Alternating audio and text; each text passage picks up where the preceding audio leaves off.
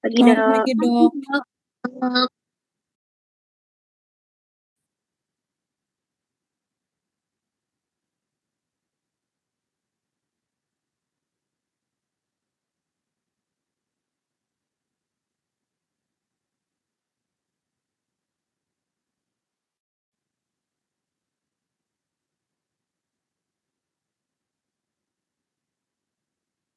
Selamat pagi adik-adik mahasiswa. Selamat pagi, Dok. Suara Pagi, Mbak Dok. Samsuri bisa didengarkan? Nggih. Mohon Bisa maaf, Dok, terdengar sedikit suara Pak Samsuri putus-putus, adik-adik? Nggih. Karena listrik mati di sini, makanya Pak Samsuri ngidupkan kamera enggak bisa reconnecting terus ini.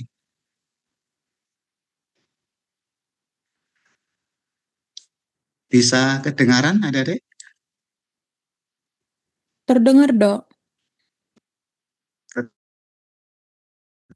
Dengar ya.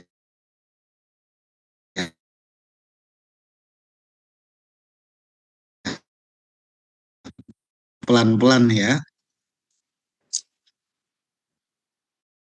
Oke, adik-adik mahasiswa yang saya hormati, mohon maaf karena listrik mati di rumah Pak Samsuri.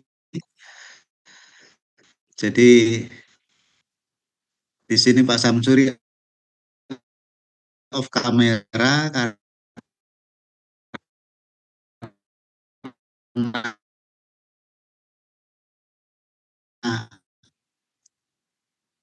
apa sinyalnya yang jelek, reconnecting terus supaya tidak terganggu adik-adik ya. Oke, adik-adik mahasiswa, hari ini kita akan membahas tentang bio.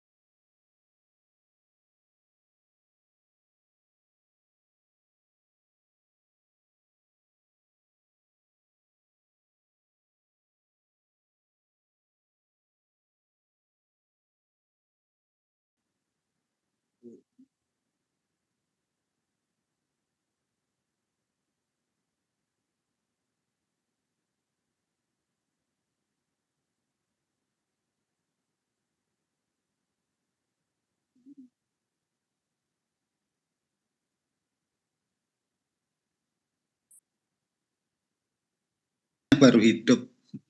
Terdengar, Dok. Oke, terima Terdengar, kasih. Dokter. Ya, adik-adik kita mulai lagi. Mohon maaf sekali lagi karena ada kendala. Selamat Hari Raya Nyepi bagi teman-teman mahasiswa yang merayakan Hari Raya Nyepi dan juga kepada teman-teman umat Muslim. Selamat Hari Raya Idul Fitri. Mohon maaf lahir dan batin. Sekali lagi, semoga pada hari ini kita semua selalu dalam lindungan Tuhan yang Maha Kuasa, dipermudah segala aktivitas kita adik-adik, dan yang paling penting semoga apa yang kalian cita-citakan bisa tercapai dengan baik. Adik-adik mahasiswa yang saya hormati, mungkin kita percepat dikit karena ini hanya sebuah teori dan nanti kalian bisa membaca lebih luas dari materi yang sudah Pak Samsuri share di Oase ya. Sekali lagi mohon dibaca nanti di sana. Okay. Adik-adik, kita hari ini akan membahas tentang bioavailabilitas dari sebuah obat ya, dan bioekuivalensi ya.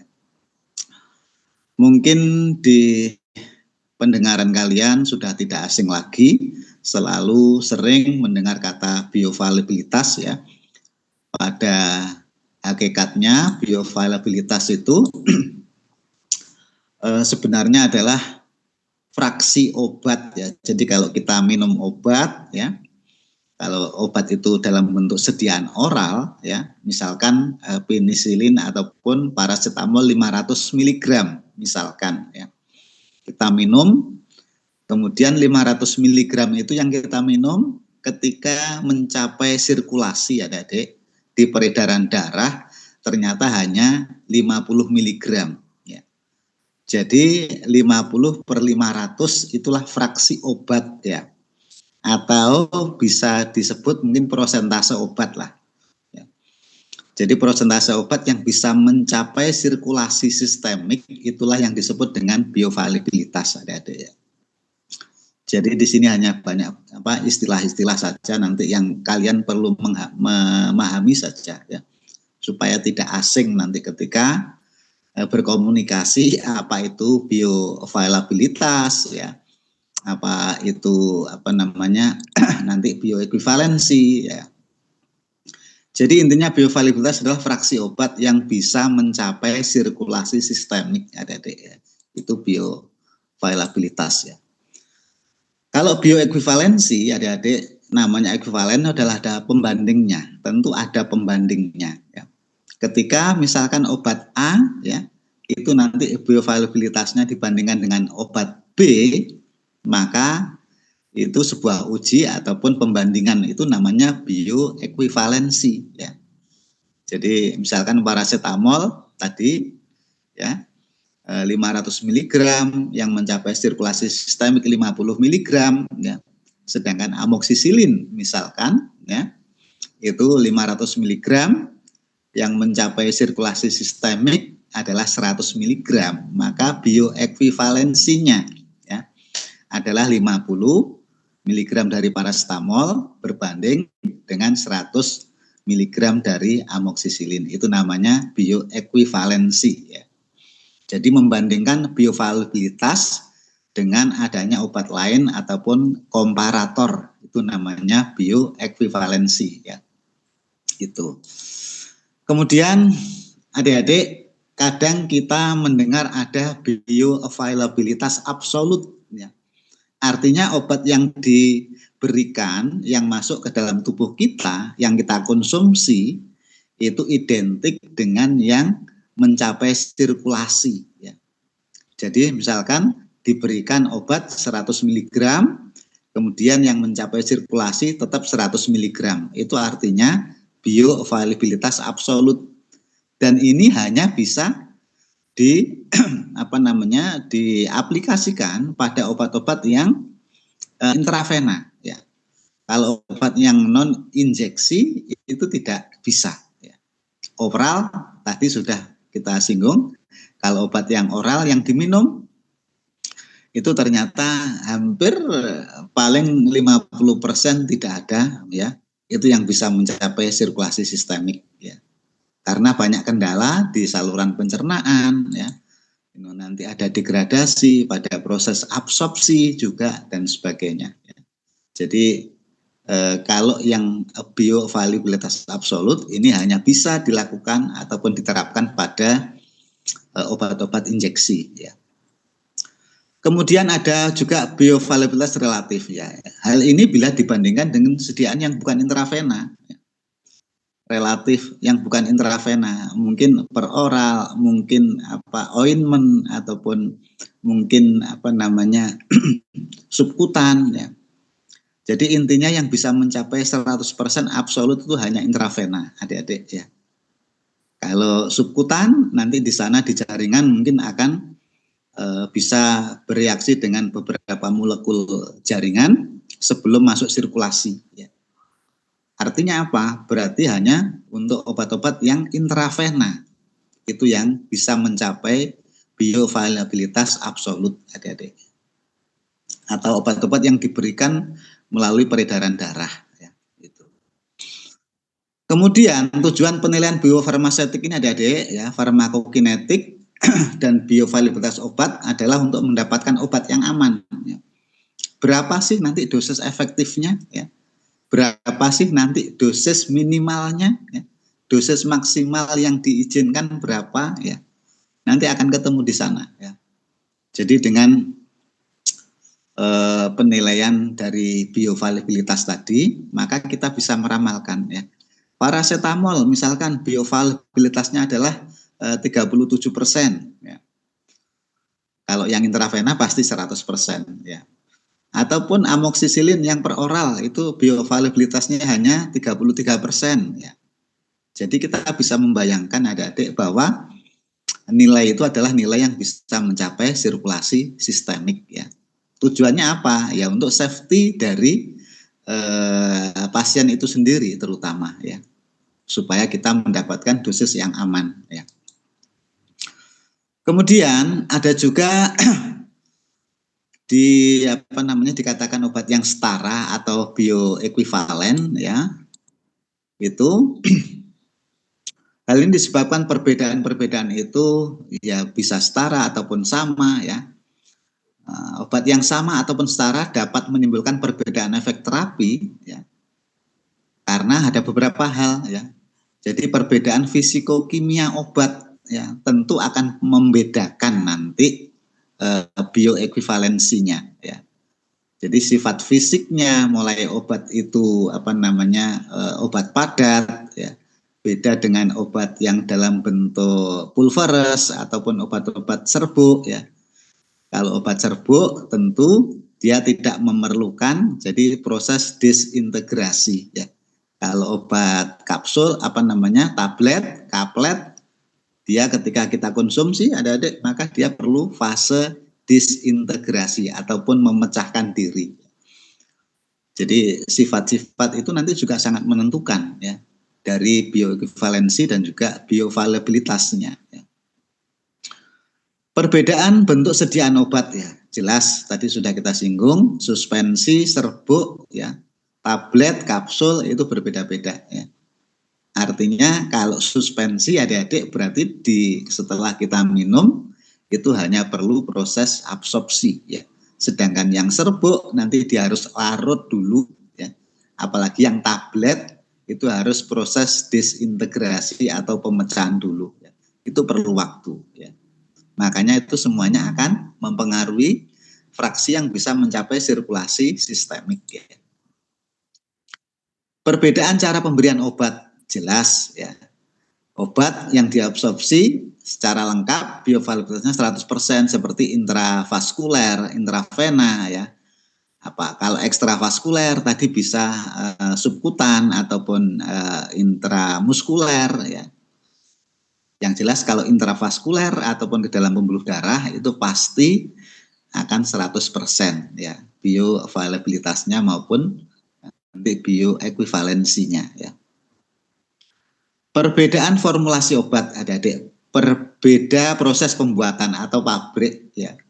Makanya obat-obat paten adik-adik, obat-obat paten, obat paten itu obat yang punya merek yang didaftarkan ke pemerintah, ya, ke Kemenkumham, ya. Misalkan contoh dari Sanbe, ya, ada Sanmol kalau itu paracetamol, ada Amoxan kalau itu amoksisilin, ya. Tentu berbeda dengan pabrikan dari Kalbe Farma, ya, ataupun dari Medion, ataupun dari Pfizer, ya. Makanya itulah nanti setiap pabrikan itu akan punya rahasia, ya. Makanya harga adik-adik, harga obat itu juga tidak ditentukan dengan semena-mena, ya. Misalkan punya Kalbe terkenal mahal, punya Sanbe terkenal mahal, punya Medion, Bio Farma itu agak murah. Tentu yang murah dan yang mahal ini juga pasti tidak akan sama, ya. Jadi disitulah nanti makanya untuk obat-obat paten kenapa lebih mahal ya, karena nanti terkait dengan bioavailabilitasnya tadi, fraksi yang bisa mencapai sirkulasi sistemik ya. Terkait karena bentuk formulasi karakteristik dari fisikokimianya tadi ya, juga cara pemberian ataupun bentuk sediaan ya. Jadi adik-adik ketika ada obat mahal ya, kalau itu memang tidak manjur maka dia tidak akan laku ya. Makanya kalau kita mohon maaf kalau kita membandingkan seperti kendaraan adik-adik, tidak mungkin kendaraan yang murah itu sama dengan kendaraan yang mahal ya. Baik dari kualitas, kenyamanan, seperti halnya dengan obat sama seperti itu ya. Oke. Juga ada beberapa perbedaan zat aditif atau tambahan yang digunakan dalam formulasi ya. Ini biasanya rahasia dari sebuah pabrik ya. Setiap pabrik itu biasanya punya rahasia sendiri-sendiri ya. Aditifnya, ajuvannya ya. Faktor-faktor yang mempengaruhi bioavailabilitas, dosis jelas ya. Dosis contoh ketika bioavailabilitasnya adalah 70% adik-adik ya. Makanya ketika diberikan 100 mg maka akan yang mencapai sirkulasi itu 30 mg ya. Kalau 260. Jadi dosis ini dasar ya. Perhitungan untuk kita bisa membayangkan yang bisa mencapai sirkulasi sistemik atau istilahnya yang dikenal dengan bioavailabilitas tadi.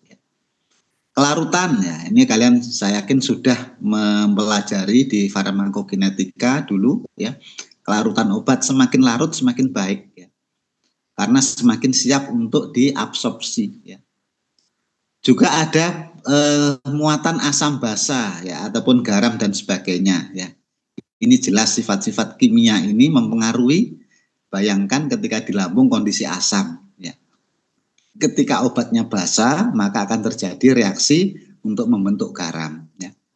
Jadi ini yang nanti yang akan mempengaruhi adik-adik sifat-sifat dari obat itu ya. Supaya obat tidak rusak di dalam saluran pencernaan ya, apa yang harus diberikan? Mungkin diberikan ada yang salut, enterik, artinya untuk menjaga sifat fisikokimia ataupun asam basa yang ada di dalam saluran pencernaan ya. Obat diberikan dalam bentuk kapsul ya, supaya mudah masuk, rasanya tidak pahit, tidak terjadi disintegrasi di wilayah oral ataupun di mulut ya. Seperti itulah ya, sifat-sifat dari yang bisa mempengaruhi bioavailabilitas dari obat ya. Zat tambahan tadi sudah kita singgung ya.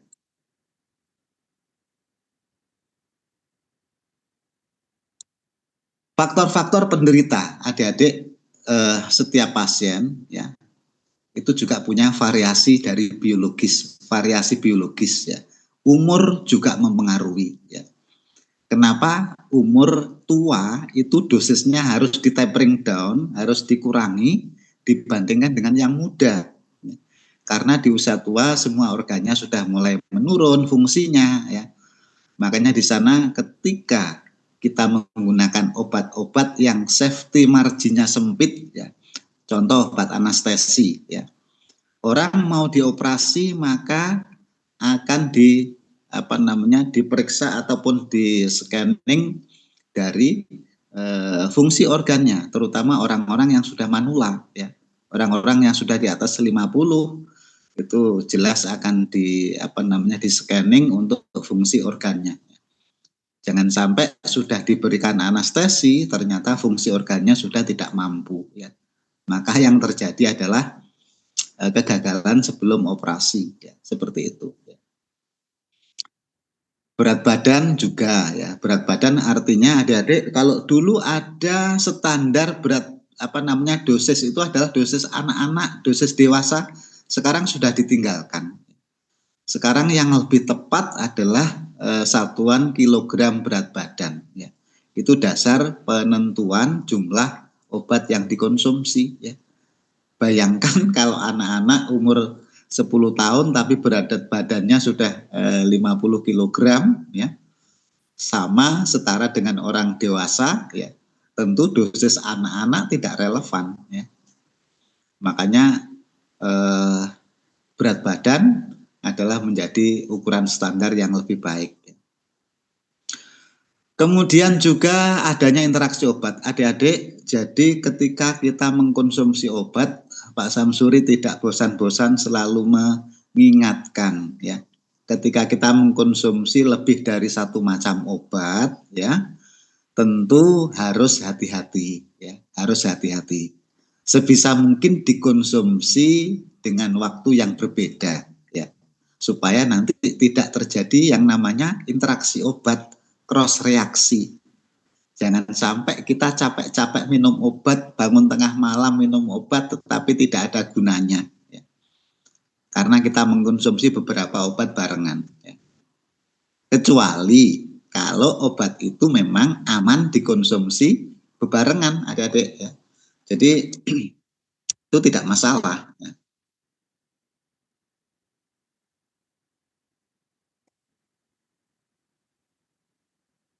Tetapi ketika terjadi reaksi silang, maka itu sungguh tidak akan berguna. Contoh yang paling mudah misalkan obat antasid, obat-obat penurun asam lambung ya.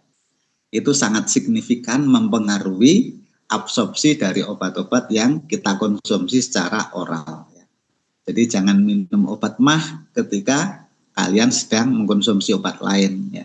Nanti akan mengganggu proses absorpsi yang ada di dalam saluran pencernaan ya. Juga faktor makanan ya. Faktor makanan jelas kenapa obat memang sebaiknya diminum ketika kondisi lambungnya kosong ya. Ketika kondisi lambung kosong itu akan lebih baik karena proses absorpsinya itu tidak ada yang mengganggu ya. Tetapi kalau proses kondisi lambung penuh jelas akan berkompetisi adik-adik di dalam proses absorpsinya. Jadi garis besar penentuan bioavailabilitas obat secara prinsip ya ada 4 cara pendekatan mengukur bioavailabilitas obat ya. Data dari kadar obat di dalam darah ya versus waktu ya. Ada juga data ekskresi obat dari urin, proses ekskresi oleh ginjal ya. Berapa yang persatuan waktu yang dikeluarkan dari ginjal ya. Atau mungkin juga data farmakologi ya dari masing-masing pabrikan kalau sudah menampilkan itu akan lebih baik ya adik-adik. Kemudian data klinis juga. Data klinis maksudnya dari para penderita, dari pasien ya adik-adik. Dari pasien itu juga penting ya. Faktor usia, ada juga proses sensitivitas dari obat. Setiap orang tidak sama.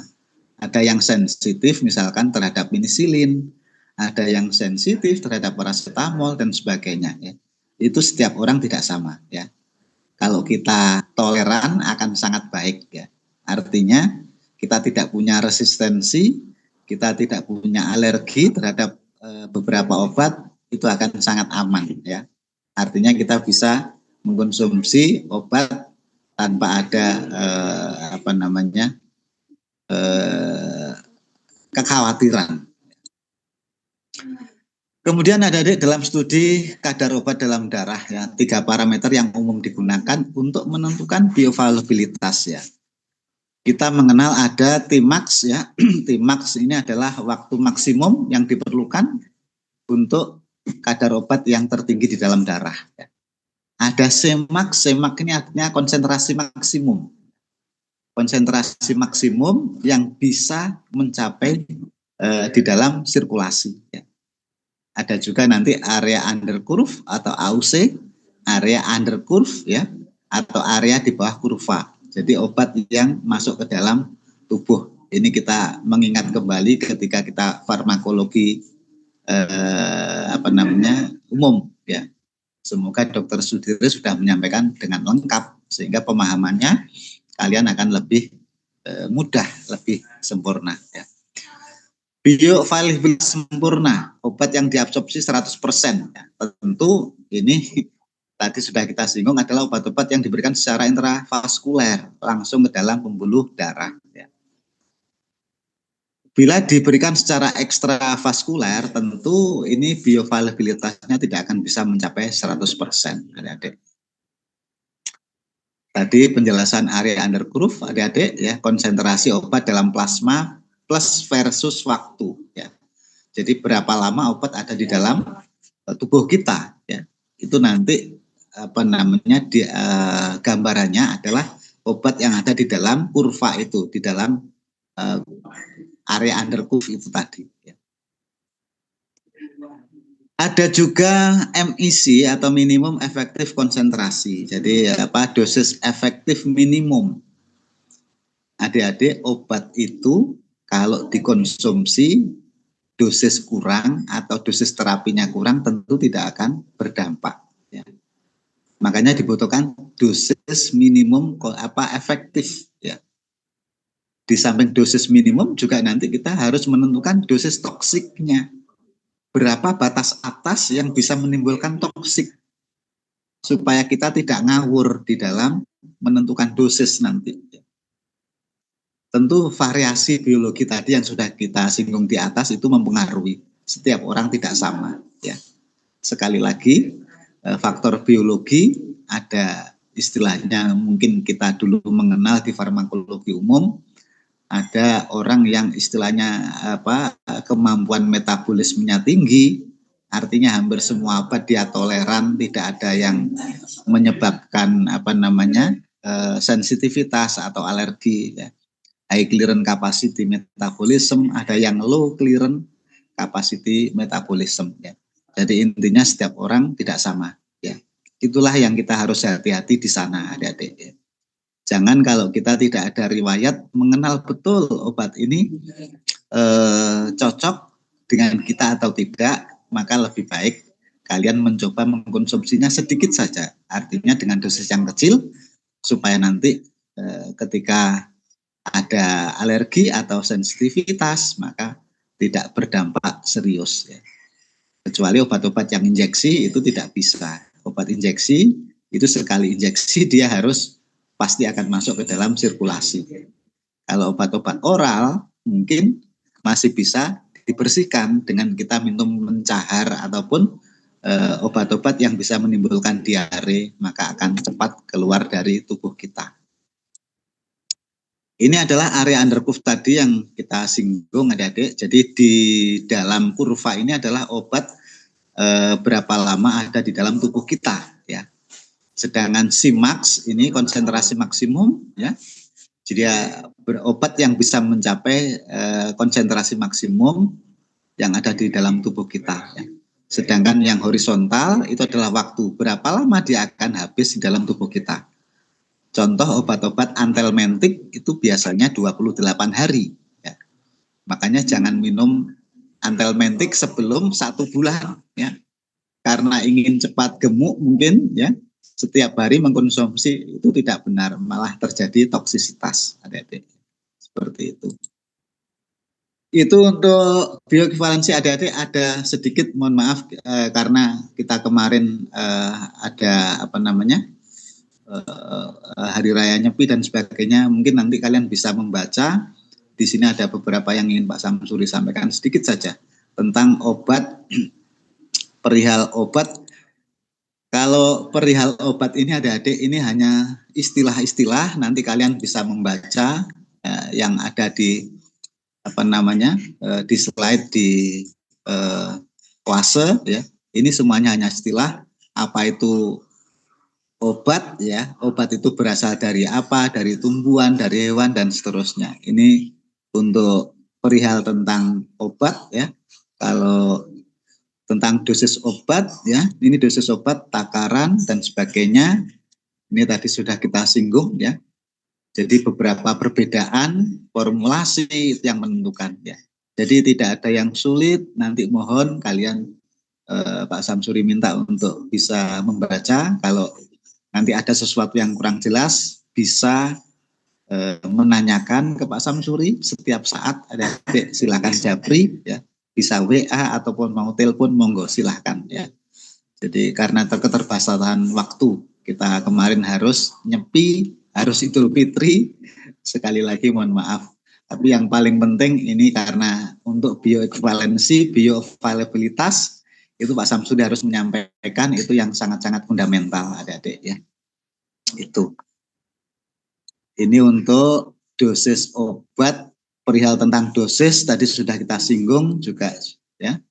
Ada juga sedikit lagi adik sebentar tentang obat hewan, perihal obat hewan. Nah, ini yang Pak Samsuri maksud, ini banyak istilah-istilah saja.